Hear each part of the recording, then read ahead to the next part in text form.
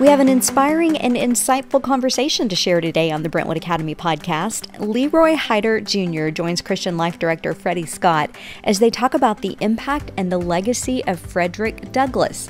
Mr. Hyter's fascination of the Douglass legacy led to some meaningful connections with some of Douglass's very own descendants. As we celebrate Black History Month, enjoy this fascinating episode of the BA podcast.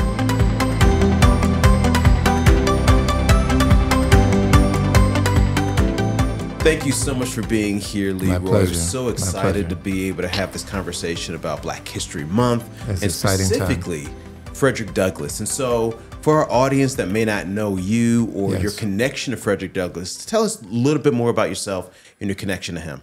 Well, I'm from Detroit, Michigan, and I grew up dreaming about playing music. And I went into music as a career right out of high school after a couple of years of college. But as a young boy, I loved to paint. I used to love sketching and drawing as well as playing music. And when I was 17, I painted a portrait of Frederick Douglass, which is right here. And the reason I painted the painting was not so much because I was inspired by what he had accomplished or what he had done, because I didn't know much of what he had done. Because when we were kids, they had one semester of Black history, and they touched upon everybody as much as they could within those few weeks. And they spent about maybe 30 minutes on Douglass and talked about the abolitionists and the North Star and his accomplishments, but they didn't dwell much with us with his history. So when I painted the painting, I was looking for a beautiful face. And I saw his picture in Ebony magazine, and I painted the painting. 20 years later, a famous artist saw some of my work and helped me do a print of Frederick Douglass. And I was selling the painting, and everybody kept asking, well, who is this guy? And well, tell me more about him. You don't want me to buy his face. You know, who is he? And I had no clue of what to say to them. So I said, I better read about him. So I got his book, Life and Times of Frederick Douglass. And when I studied his story, it really impacted me so much that I had to share it with more people. Wow.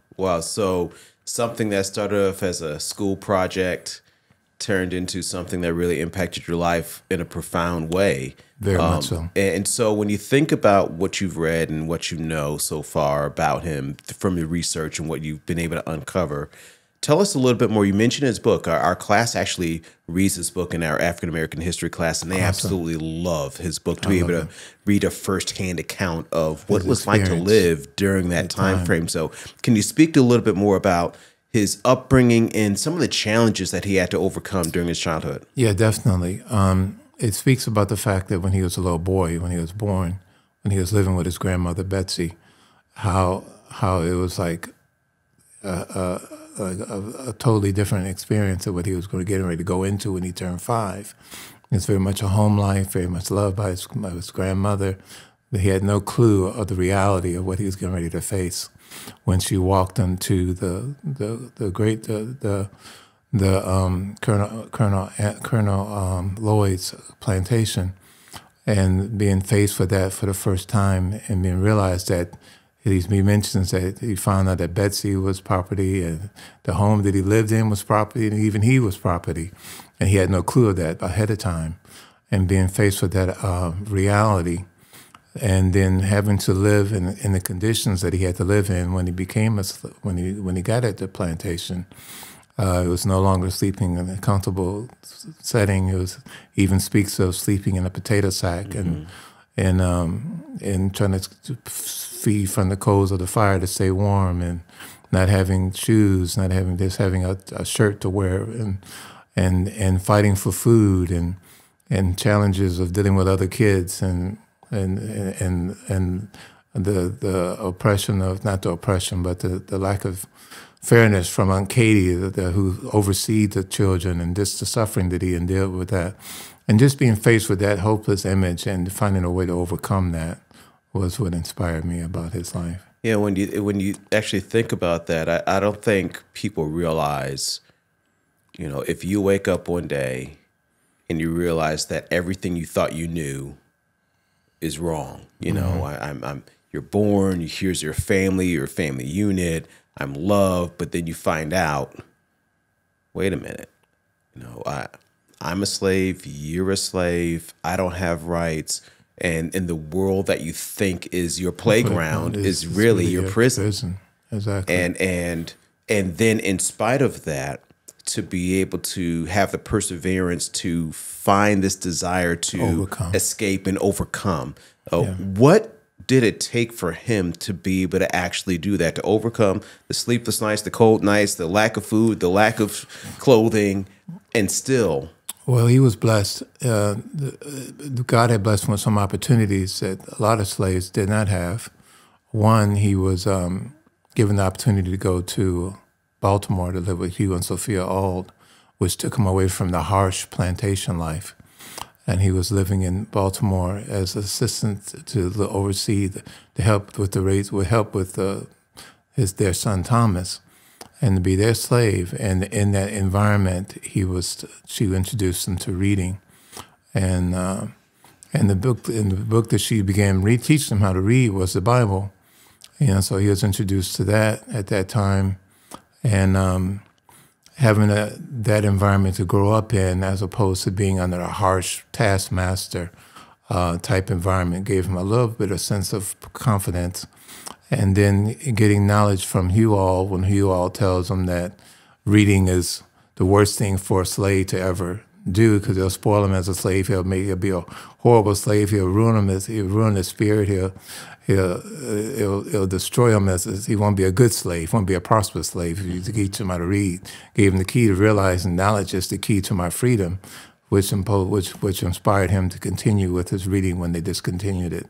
To continue teaching himself how to read. Yeah, because I remember we would have these discussions around that one moment really transformed his, not just life, but really his understanding of the structure in which why so many enslaved people stayed under quote unquote control. Exactly. And he realized that once he learned to read, and even hearing from that conversation of the Aulds of talking about, wait a minute, once he begins to read, he begins to think. And once he begins to think, he'll be of no longer use. He won't be a happy slave. And so just reading and taking ownership and being able to teach himself to read, and even bartering biscuits with other little kids to be able to teach them their little lessons. Where did that take him? Once he realized, wow, there's knowledge is my power, and he began to pursue that, what was that next step for him to be able to, go down this path towards an abolitionist? Well, he had an experience also that impacted his life with a young man named Uncle Lawson, which was an older slave, which mentored him when he was living in Baltimore, and they used to have Bible studies together. And he was kind of a spiritual overseer to him, and he had spoken to his life that he believed that God had a call in his life, that he would impact the world and make changes and be a leader to his people. And that was kind of like a new revelation to Frederick, that someone could see that in him. And he had been reading the Bible on his own. He used to collect pages of the Bible when he found it.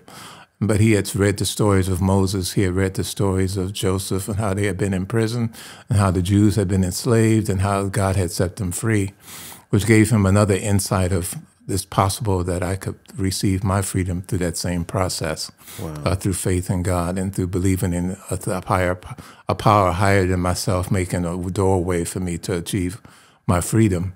And this gave him an extra push of confidence and faith to believe in something other than the hopeless image that he was facing. Now, think about the power of that statement. At this time, you're looking at 200 years of history of slavery in America.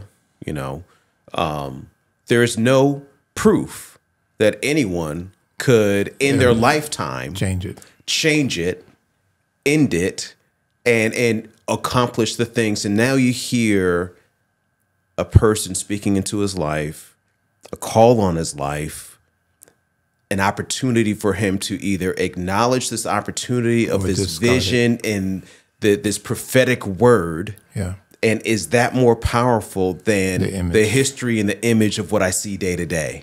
And that's what impacted me about his life as an individual, as a soul individual myself, wanting to make a difference in the world with the gifts that God has given me, and having obstacles that you face to try to reach those goals, because with every dream, with every vision, there's obstacles.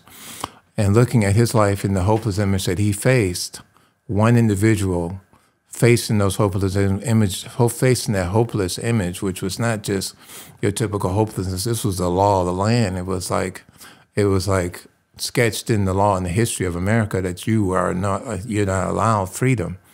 And so he was facing this big obstacle, but to face it with the faith in God and his ability to believe in the image outside of the image in front of him, to trust in God in the midst of that, changed the world through that confidence and faith.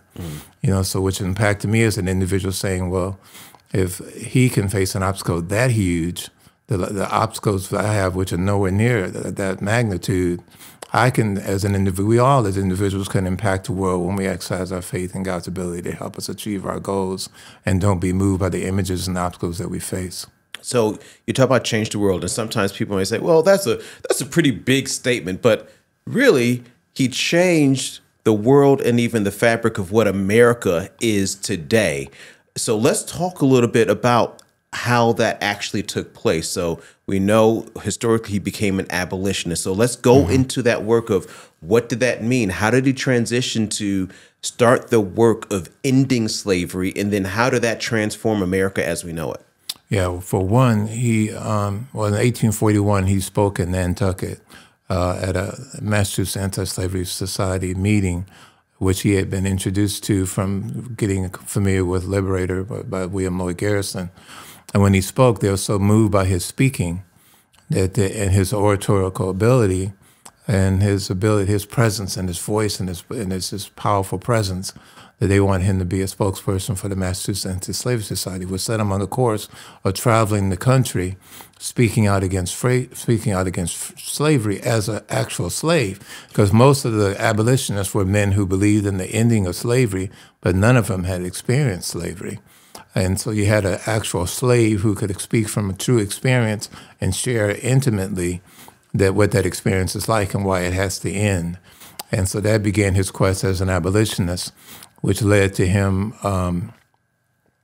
eventually writing his narrative, Narrative Life of Frederick Douglass and American Slave, which really shared in detail what was going on in his life and accrediting him as a true slave, because they were questioning his ability to be a slave, his reality of him being a slave, because he could speak so well and because he didn't speak with slave language, He spoke with proper English. And so having the book out and then traveling to England and traveling to Europe to get away from his slave masters who were after him because they identified who they were and who he was. So, because remember, he is actually a runaway slave. Exactly. And by going and doing a speaking circuit and writing a book naming your slave masters, made him a big target. You got a target because legally he could be recaptured and taken back into slavery. Yeah, which led him to go to Europe and spend time over there. And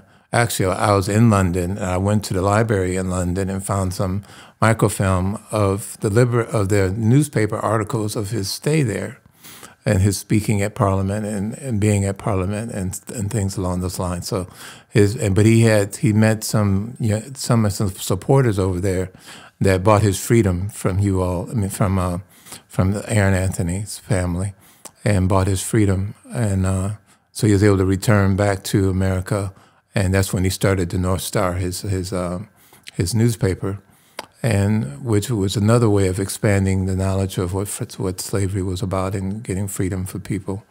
And then he became an advisor to President Lincoln not long after that.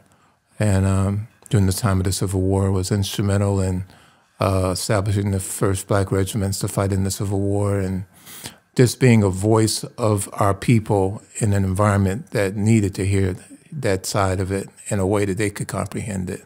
So he goes from slave to runaway slave to abolitionist, goes to England, is able to get support.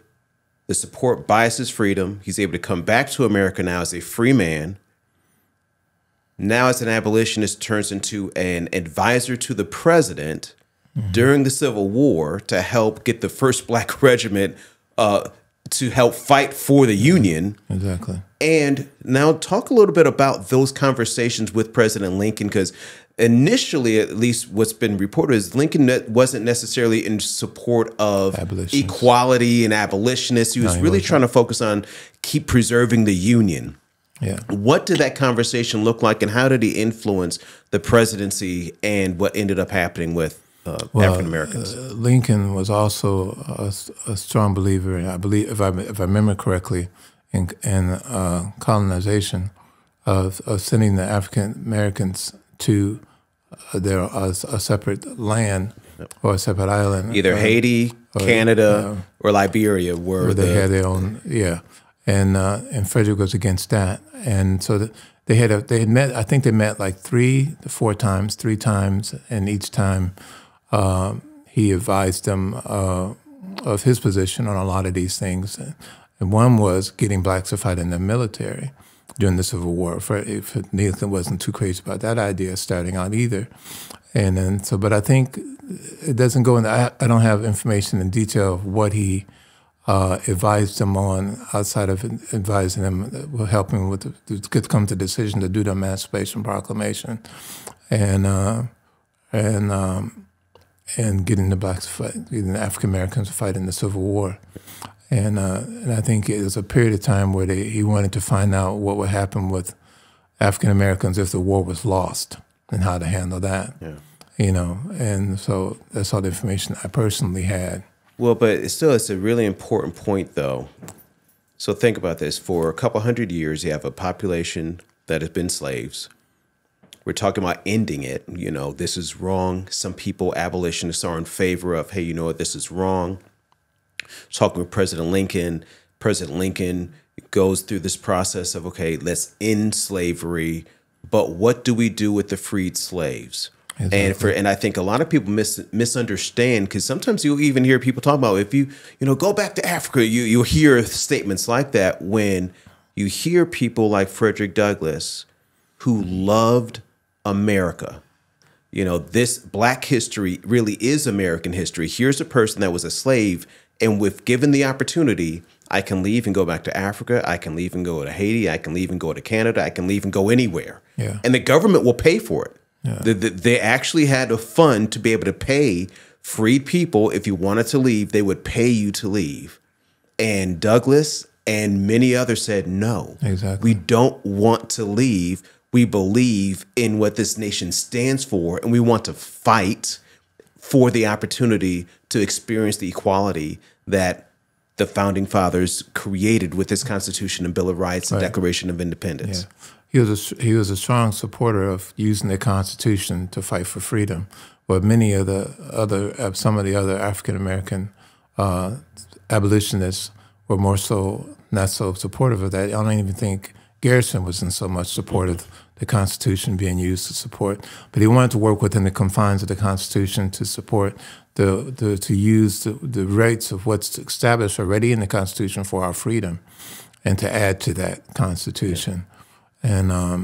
And he really spoke a great deal about how America and how the abolitionists themselves should fight for the equal rights of African Americans right out of slavery, as opposed to waiting a period of time, which many of them thought was the proper way of handling it. Yeah. That they don't need to have their freedom right away. They're just slaves. They don't know. They don't even know how to read. They don't know how to do this. They don't know how to do that. They don't have the rights to education yet. They don't have the rights to vote yet. They don't have the rights to jobs yet. Let them acclimate themselves to freedom before we give them that. And Douglass was a strong believer, if you don't give them their rights with freedom, because that's what freedom is, rights. If you give them a false freedom, it creates another sense of hopelessness in them, and it's not allowing them to grow up to be self-sufficient and to stand on their own 2 feet. And so for people that sometimes may not understand the continuity of what happened from going from freedom to equality, that's an entire different path. So so again, I was a slave, became an abolitionist, worked with Lincoln. We get Emancipation Proclamation. We have the Civil War, ultimately the 13th Amendment that ends slavery across the Union. But just because slavery is over, you have 4 million freed people, but those people aren't citizens yet. And because they're not citizens yet, they don't have a Bill of Rights. They can't vote. They don't have land. You're free. I can't enslave you. I don't own you anymore. But there's no rights or no so really the real work of what he then begins to do really just begins. Something that you think is, ooh, slavery's over, that's it. No, now the work really just begins. Yeah, because he knew one thing. He also knew. He mentions this in the speech that I recorded called "What the Black Man Wants." He speaks speaking to the abolitionists at the time, the Massachusetts Anti-Slavery Society, and he's telling them that you need to fight for equal rights as strong as you fought for freedom, because if you don't, there's going to be a divide in the country that still persists, because the blacks in the South are never going to have the hatred of the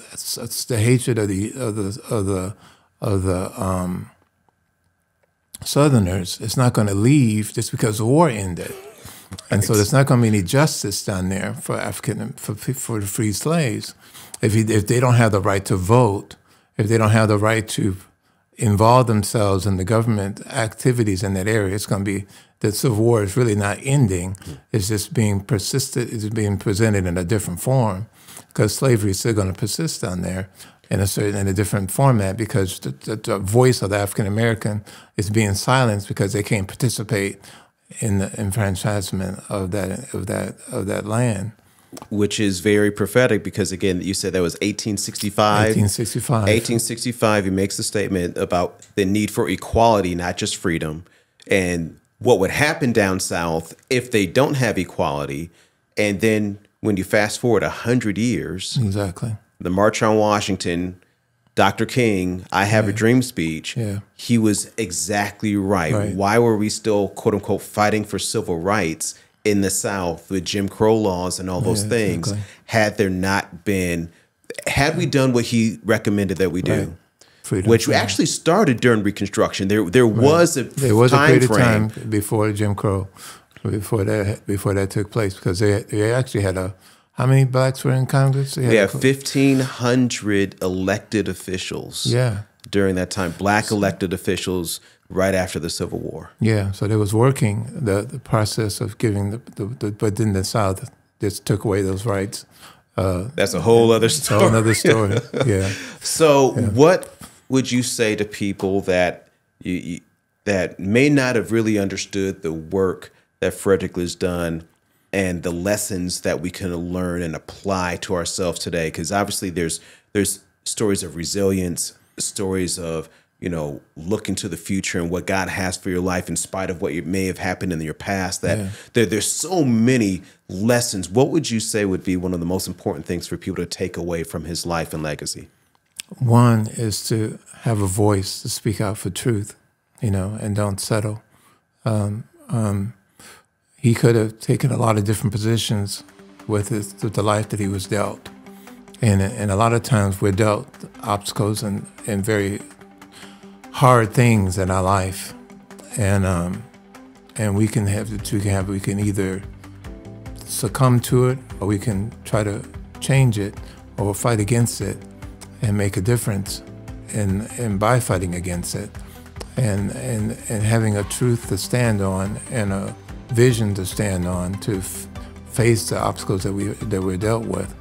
And that's what inspired me most about him, is that he believed in truth, he understood truth, but he never allowed the image, or like I said earlier, he never allowed the obstacle itself to hinder him from wanting to reach out to speak in that truth and to reach for that truth to manifest. But again, Leroy, thank you so much for sharing. Again, we can dive. There's so much in his life and legacy, but I really appreciate you sharing, giving us more color to his story and background, and hopefully this is very educational and inspirational for our community. Thank you so much for coming. It was a pleasure being here. Thank you for having me. Thank you.